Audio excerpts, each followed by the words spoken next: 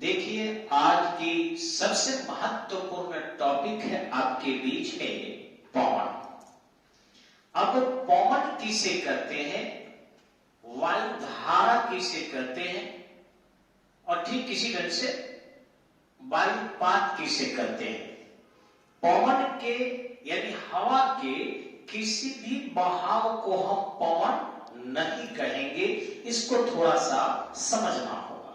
ध्यान रखेंगे कि जब भी कोई हवा अगर ऊपर से नीचे की ओर गिर रही है, ये ऊपर से नीचे की ओर, ये किस कंडीशन में होता है, जब कहीं पर उच्च वायु दाब हो अर्थात निम्न ताप हो, यानी मान लीजिए इस प्लेस का टेम्परेचर जो है ये कम है, वैसी स्थिति में वहां के वायु संपीड़ित होकर छोटी हो जाएगी और फिर आसपास अथवा ऊपरी भाग से वायु नीचे की ओर उतरने लगती है। ऐसे वायु को हम लोग वायुपात कहते हैं। ध्यान रखेंगे, वायुपात। अब ये जो वायुपात है यह होता है सामान्यतः कर्क रेखा और मकर रेखा पर। वायुपात होता है कर्क और मकर रेखा पर, और यही कारण है कि कर्क और मकर रेखा पर उच्च वायु दाब की स्थिति पाई जाती है, और उच्च वायु दाब के कारण ही कर्क मकर रेखा पर वर्षा कब होती है या नहीं होती है। आगे आपको बता दें कि इस वायुपात के कारण ही वहां पर इवोपरेशन कम होता है और हवा आर्द्रता युक्त ऊपर उठ नहीं पाती, और जब हवा आर्द्रता युक्त इन भागों से ऊपर नहीं उठेगी तो वैसी स्थिति में वहां पर कंडेंसेशन की क्रिया नहीं होगा, अर्थात संघनन की क्रिया नहीं होगा और वर्षा नहीं होगी। मैंडेटरी समझिएगा। अब रहा कि जब कर्क रेखा मकर रेखा पर अर्थात यहाँ के आसपास और यहाँ के आसपास यानी वायुपात होगा, अर्थात नीचे से वायु ऊपर नहीं जाएगी, आर्द्रता युक्त वायु नहीं जाएगी तो बादल भी नहीं बनेगा, संघनन की क्रिया नहीं होगी और वर्षा कम होगा, तो वहां रेगिस्तान होगा। और ध्यान रखेंगे, पूरे पृथ्वी पर जितने भी बड़े रेगिस्तान हैं, अब मंगोलिया चीन का छोड़ दिया जाए, वहां वृष्टि छाया के कारण रेगिस्तान है। कुछ और भी ऐसे ही क्षेत्र हैं जहां पर वृष्टि छाया के कारण रेगिस्तान है, लेकिन अन्य ऑस्ट्रेलिया का अगर आप लेते हैं जो यहाँ के आसपास पड़ेगा रेगिस्तान है, तो ड्यू टू एयर फॉलिंग, वायुपात, क्योंकि वहां उच्च वायु दाब है। ये समझिएगा ध्यान से। चाहे आपका सहारा मरुस्थल हो, चाहे थार का मरुस्थल हो, चाहे अटकामा मरुस्थल हो, ये सभी मरुस्थल कर्क और मकर रेखा पर ही पाए जाते हैं। क्लियर? ये due to water air falling. Clear? अब रही बात आपको कि इसको वायुपात कहते हैं। अब हम रहा कि इन वायुपात को यदि हटा देते हैं, यानी दूसरा चीज हम क्या कहेंगे जहां निम्न और उच्च का अंतर, ये थोड़ा सा एक मिनट के लिए देखते हैं। अगर नीचे से हवा ऊपर की ओर उठ रही हो तो इसको हम लोग वायु धारा कहते हैं। इसको कहते हैं वायु धारा। ये सामान्यतः विषुवत रेखा के आसपास ऐसी स्थिति बनती है। अब विषुवत रेखा के 5 डिग्री उत्तरी अक्षांश पर, यानी कि यहां से यहां तक या फिर यहां तक 5 डिग्री नॉर्थ साइड और 5 डिग्री साउथ साइड, विषुवत रेखा जो है 0 डिग्री अक्षांश होता है। तो 5 डिग्री उत्तरी और 5 डिग्री दक्षिणी अक्षांश के बीच का जो एरिया है, वहां पर नीचे से हवा ऊपर की ओर उठती है, जिस कारण इस क्षेत्र को डोलड्रम क्षेत्र भी कहते हैं। डोलड्रम क्षेत्र भी, क्योंकि हवा ऊपर उठी तो जो पेड़ पौधे पत्तियां ऊपर गए, फिर नीचे गए, ऊपर गए, नीचे गए, डोलते रहते हैं। तो जब डोलेंगे तो ये क्षेत्र आपका डोलड्रम हो जाएगा। और यही कारण है कि नीचे से वायु जब ऊपर उठेगी, आर्द्रता युक्त वायु, तो संघनित होगी, कंडेंसेशन की क्रिया होगा और फिर वे घनघोर वृष्टि करेंगे। यही कारण है कि प्रतिदिन इन विषुवतरेखीय क्षेत्रों में वर्षा होती है। दिन भर सूर्यातप अधिक मिलने के कारण विषुवत रेखा पर निम्न वायुदाब की स्थिति रहती है, अर्थात वाष्पीकरण ज्यादा से ज्यादा होता है। और वाष्पीकरण जब ज्यादा से ज्यादा होगा तो वैसी स्थिति में वायु आर्द्रता ऊपर उठकर संघनन की क्रिया करेगी, और जब संघनन की क्रिया करेगी तो फिर वैसी स्थिति में 3:30 से 5:30 के आसपास वृष्टि होने लगती है। यानी हर विषुवतरेखीय क्षेत्रों में लगभग 3:30 5:30 बजे के आसपास शाम में वर्षा निश्चित ही होती है। तो इसको हम, जब वायु नीचे से ऊपर उठती है तो वायु धारा कहते हैं। लेकिन हमारी टॉपिक जो है ये केवल समझने के लिए था कि पवन किसे कहेंगे और फिर वायु धारा किसे कहेंगे। तो पवन कहते हैं कि यदि हवा क्षैतिज गमन करे, यानी वो अगर ऐसे गमन करती है तो उसको हम लोग क्या कहते हैं, विंड कहते हैं, यानी कि पवन कहते हैं। जब तक वायु पृथ्वी के सतह के क्षैतिज गमन न करे, समानांतर कहीं गमन न करे, तब तक उसे पवन नहीं कहते हैं। और ध्यान रखिएगा कि ऐसे पवन को मूलतः 3 भागों में बांटा जाता है। ये जो 3 भाग है इनके विभाजन का, उसको हम आकर देखते हैं यहाँ पर। यानी पवन 3 प्रकार के होते हैं। इसको हम नंबर 1 कर दे यदि, तो इस ढंग से आपका 1, ये नंबर 2 और ये नंबर 3 हो जाता है। तो पवन को 3 भागों में बांटते हैं। पहला अगर हम समझने के लिए देखें तो इसको हम कहते हैं अस्थाई पवन, यानी कि रेगुलर विंड। अब रेगुलर विंड जो है पूरे पृथ्वी पर वो घूमते रहता है, जिस कारण उसे हम लोग ग्लोबल विंड भी कहते हैं। अब ग्लोबल विंड यानी रेगुलर विंड को हिंदी में हम लोग सनातनी पवन या भूमंडलीय पवन या अस्थाई पवन कहते हैं।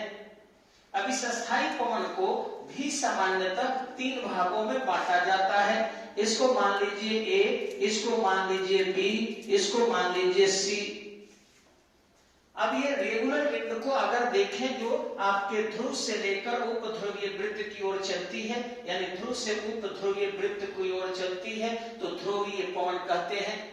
ठीक इसी ढंग से यहाँ देखेंगे आप कर्क रेखा से उपध्रुवीय वृत्त की ओर अथवा मकर रेखा से उपध्रुवीय वृत्त की ओर चलती है, इसको हम लोग पछुआ पवन कहते हैं। ठीक इसी ढंग से आपका कर्क रेखा से विषुवत रेखा की ओर अथवा मकर रेखा से विषुवत रेखा की ओर जो पवन आकर विषुवत रेखा पर दोनों दिशा से टकराती है, इसको हम लोग पूर्वी पवन अथवा सबसे पहले व्यापारियों ने पता लगाया था और जर्मन भाषा के शब्द ट्रेड विंड नाम दिया था, अतः उसके हिंदी में हम व्यापारिक पवन कहते हैं। तो 3 भाग में आपके रेगुलर विंड को बांटा जाता है। अब थोड़ा सा इधर देखेंगे हम कि ये जो हमने 3 भागों में इस पवन को बांटा, आखिर ये पवन चलते क्यों ऐसे हैं। अब देखेंगे कि ये पृथ्वी है आपकी, पृथ्वी पर ये जान रहे हैं कि आपको पश्चिम से पूरब की ओर पृथ्वी घूमती है। ठीक इसी ढंग से यहाँ भी इसका घूर्णन इस प्रकार से है। यह आपका पृथ्वी का देख रहे हैं कि अक्ष है, जो कि पृथ्वी 23.5 डिग्री पर सूर्य के सापेक्ष झुकी हुई है, या अपने निचले अक्ष यानी एक्स अक्ष से अगर देखें तो ये 66 डिग्री उठी हुई है। हम लोग देखते हैं कि 90 डिग्री का अगर कोण बना, तो वैसी स्थिति में पृथ्वी जो है आपके पश्चिम से पूरब की ओर यानी कि वेस्ट से ईस्ट की ओर घूमती है। यहाँ पर इसका गति ज्यादा होता है, यहाँ पर गति कम और यहाँ पर भी गति कम होता है। यह पृथ्वी का घूर्णन गति है, साथ ही साथ यह सूर्य की परिक्रमा भी करती है। लेकिन इस घूर्णन गति और तापांतर के कारण ही आपके पवन जो है संचारित होते हैं। अगर तपांतर नहीं होता तो दबांतर नहीं होता, और तपांतर दबांतर नहीं होते तो तब भी केवल रेगुलर विंड होता। लेकिन ऐसी स्थिति में चूंकि पृथ्वी जो है ऑलरेडी घूर्णन कर रही होती है, तो अलग अलग उनके दिशा भी हो जाते हैं। अब दिशाओं को कैसे देखेंगे थोड़ा सा, तो सबसे पहले जरूर ये जान लीजिए कि विंड एंड पवन जो क्षैतिज गमन करता है वही पवन है, यानी वह वायु राशि की मार्ग जो पृथ्वी के सतह के समानांतर गति करे या फिर क्षैतिज गति करे उसको हम पवन कहेंगे। पवन को तीन भाग में, एक स्थायी पवन, दूसरा सामयिक पवन और तीसरा स्थानीय पवन कहेंगे। समय के अनुसार अगर उसके दिशा बदलते रहते हैं तो उसको इरेगुलर विंड अथवा मौसमी पवन अथवा सामयिक पवन कहते हैं। और जो स्थान विशेष में जाना जाता है उसको हम लोग स्थानीय पवन कहते हैं। अलग अलग देशों में उसके अलग अलग सब नाम से जाना जाता है। कहीं पर ऑस्ट्रेलिया में बिली बिली कहते हैं, तो अमेरिका में उसको सिनुक अलग जो है वहां के स्थानीय नाम हिल पक्षी के कारण सिनुक कहते हैं। कहीं डॉक्टर की तरह हरमटन है, इलाज करती गिनी की खाड़ी में, भारत में लू कहते हैं पछुआ पवन को। तो इस तरीके से अलग अलग इनके नोमेनक्लेचर किए जाते हैं। ज्योग्राफी का एक रोल भी है कि कोई भी हवा बहे, पंखे के हवा को तो इसको हम ज्योग्राफी में नोमेनक्लेचर नहीं करते हैं। यानी वह पवन जो न्यूनतम 50 किलोमीटर की दूरी तय करता हो वही पवन के दर्जे को प्राप्त करता है। अन्य किसी बहाव को हम पवन नहीं कहेंगे। अन्यथा लोग मुंह से भी ऐसे फूंक मार देता है तो उसको भी कुछ लोग नाम दे देता। तो इसलिए मुंह के फूंक मारने वाले पवन पवन नहीं है, पंखा से मारने वाले पवन पवन का दर्जा नहीं है। भौगोलिक पवन के अंतर्गत न्यूनतम दूरी 50 किलोमीटर तय करना चाहिए। अब रही बात कि यहाँ देखेंगे हम, ये दिशा आपने देखा है, इसको फिर से एक बार हम बनाएंगे कि आखिर क्या कारण है कि इस प्रकार के ये बनते हैं, यानी कि क्यों ये दिशा तय होता है। तो सबसे पहले डिटेल कक्षा में हम लोग जानकारी आपको यहाँ देने के लिए तैयार बैठे हैं कि मान लीजिए यहाँ पर हम एक छोटा सा पृथ्वी बना रहे हैं। ये पृथ्वी अगर मान लीजिए ये है और वैसी स्थिति में हम देखें कि कैसे इनमें तपांतर दबांतर होता है। ये आपका बीच से गुजरने वाली ये विषुवत रेखा है, ये आपका 23.5 डिग्री उत्तर में गुजरने वाला आपका कर्क रेखा है, ये आपका मकर रेखा है, ये आपका उपध्रुवीय वृत्त है, ये उपध्रुवीय वृत्त है, ये आपका नॉर्थ पोल हो जाता है। अगर तो वैसी स्थिति में ऊपर जनरली वही दिखाते हैं और नीचे हम लोग स्टडी पॉइंट दिखाते हैं, साउथ पोल दिखाते हैं। तो होता क्या है कि यहां पर मान लीजिए 1 मिनट के लिए कि सूर्य है। अब ऐसी स्थिति में सूर्य की रोशनी जो है ऐसे पड़ रही है पृथ्वी पर, तो विषुवत रेखा पर अर्थात सूर्य की रोशनी इस भाग में क्या होगा, अधिक पड़ेगा। अब सूर्य की रोशनी अधिक पड़ने से यहाँ के वायु गर्म होंगे और ऊपर उठेंगे, तो यहाँ पर आपके लो प्रेशर की एरिया हो जाएगा। ठीक इसी ढंग से देखिएगा आप, हम दूसरे तरफ कि इस यहाँ पर हाई प्रेशर की एरिया हो जाएगा, हाई प्रेशर की एरिया हो जाएगा। ठीक इसी ढंग से अगर हम देखें यहाँ पर तो लो प्रेशर की एरिया हो जाएगा, यहाँ पर भी लो प्रेशर की एरिया हो जाएगा। लेकिन अगर थोड़ा सा आगे बढ़ के देखें तो यहाँ पर उत्तरी ध्रुव पर भी हाई प्रेशर हो जाएगा और दक्षिणी ध्रुव पर भी हाई प्रेशर हो जाएगा। इसके पीछे कारण क्या है मैं बता रहा हूं कि सापेक्ष देखे जाते हैं। यहाँ से जब हवाएं ऊपर की ओर उठती है, यानी हवा जब नीचे से ऊपर की ओर उठेगी तो दोनों तरफ गिरेगी, तो दोनों ही गोलार्ध में अर्थात इधर से गिरी तो कर्क रेखा पर और इधर गिरी तो मकर रेखा पर, अतः यहाँ उच्च वायुदाब हो जाता है, यहाँ उच्च वायुदाब हो जाता है। लेकिन इसके बाद फिर इस क्षेत्र में हवा आकर टकराती है, यहाँ से टकराती है तो ये हवा ऊपर उठने लगती है, ये हवा ऊपर उठने लगती है, अतः इसके सापेक्ष ये लो प्रेशर हो जाता है, इसके सापेक्ष यहाँ लो प्रेशर हो जाता है। तो उपध्रुवीय वृत्त पर अर्थात 66.5 डिग्री पर लो प्रेशर जोन होगा। इसको यहाँ समझने के लिए हम लोग ऐसे लिख सकते हैं कि ये 90 डिग्री पर जो है आपका ये हाई प्रेशर हो जाता है। यहाँ देखेंगे तो लो प्रेशर हो जाता है 66.5 डिग्री पर, फिर यहाँ देखेंगे तो हाई प्रेशर हो जाएगा। ठीक इसी ढंग से 0 डिग्री पर आपका लो प्रेशर हो जाएगा। ठीक इसी ढंग से यहाँ देखेंगे तो हाई प्रेशर हो जाएगा। ठीक इसी ढंग से यहाँ देखेंगे तो लो प्रेशर हो जाएगा और फिर उत्तरी ध्रुव पर आपका हाई प्रेशर हो जाएगा। अब इस हाई प्रेशर लो प्रेशर से हवा आप जानते होंगे कि हमेशा ही हाई प्रेशर से लो प्रेशर की ओर जाती है। कोई भी पवन अगर हाई प्रेशर एरिया है तो ये हमेशा ही लो प्रेशर एरिया की ओर बहाव करेगी।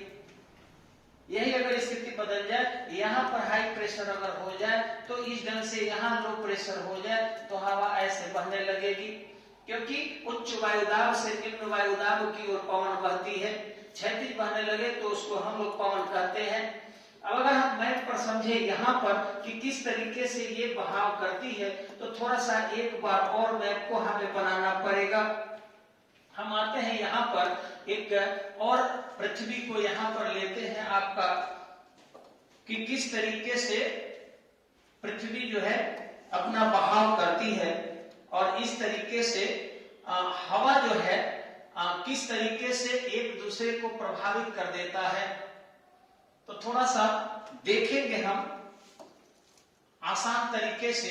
अगर मान लीजिए ये विषुवत रेखा हो गया आपका, और ये हो गया आपका कर्क रेखा, ये भी हो गया मकर रेखा, ये हो गया उपध्रुवीय वृत्त, ये हो गया उपध्रुवीय वृत्त। पृथ्वी चूंकि आपके ऐसे घूम रही है, तो ऐसी स्थिति में जितने तेज गति से पृथ्वी ये घूमती है, उतनी तेज गति से आपको हवा नहीं घूम सकता, पानी नहीं घूम सकता। तो ऐसी स्थिति में यहाँ हवा की दिशा जो है, यानी पवन की दिशा जो है इस प्रकार हो जाती है। ठीक इसी ढंग से यहाँ भी इस तरीके से पवन की दिशा हो जाती है।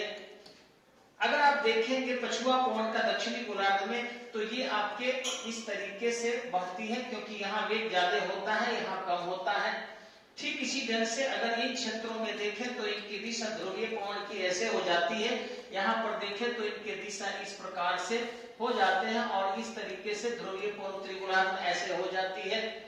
अब अगर दिशा के हिसाब से हम लिखना चाहें तो इनको हम 6 भागों में बांट देते हैं। नाम तो 3 है, लेकिन उत्तरी गोलार्ध के ध्रुवीय पवन, दक्षिणी गोलार्ध के ध्रुवीय पवन, उत्तरी गोलार्ध के पछुआ पवन, दक्षिणी गोलार्ध के पछुआ पवन, उत्तरी गोलार्ध के ट्रेड विंड, दक्षिणी गोलार्ध के ट्रेड विंड। तो कुल 6 भागों में हम बांट देंगे।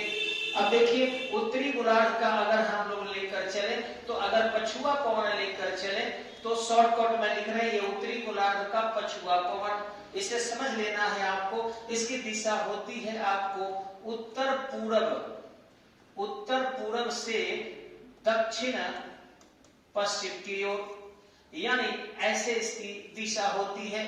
ठीक इसी ढंग से अगर उत्तरी गोलार्ध में आप पछुआ पवन को लेते हैं,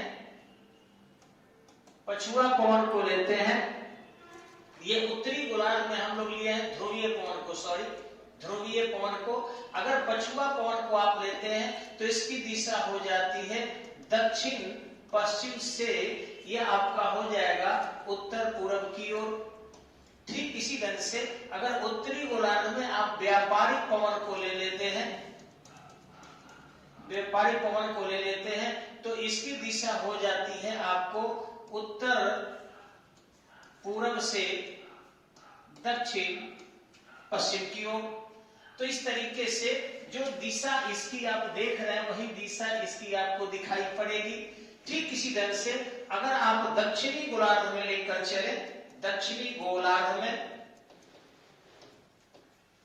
तो इसमें आपका ध्रुवीय पवन अगर देखें तो इनकी दिशा देख सकते हैं आप कि दक्षिण पूरब से इसकी दिशा हो जाती है उत्तर पश्चिम की ओर।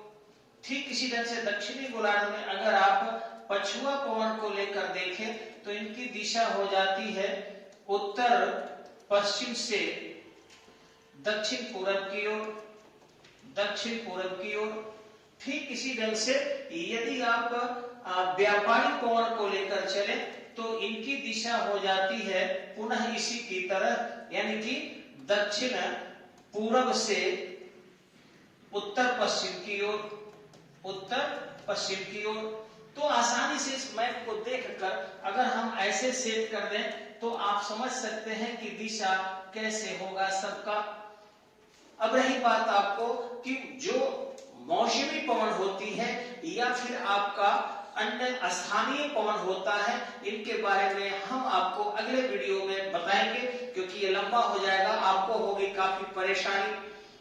लेकिन आपसे एक रिक्वेस्ट है कि इसे सब्सक्राइब कीजिए और शेयर कीजिए ताकि मेरा भी मोटिवेशन हो सके और फिर हम लोग लाइव करा सके। धन्यवाद, नमस्कार।